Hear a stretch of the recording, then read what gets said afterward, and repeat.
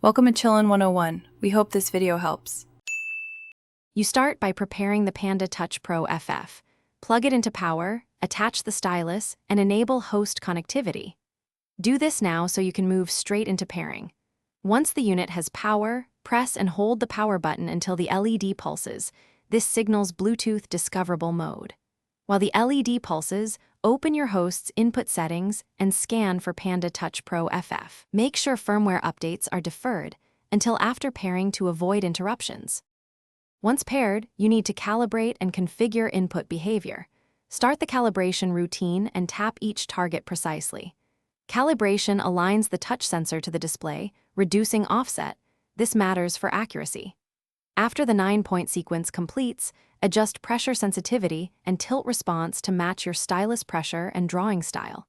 If palm rejection feels off, increase its threshold in small increments and retest. Make sure to save the profile so settings persist across sessions. Finish by installing the companion driver and restarting your host system if prompted. This ensures full feature support.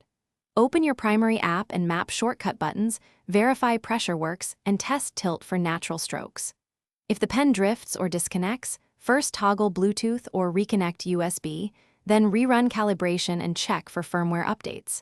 If problems persist, perform a factory reset and repeat pairing.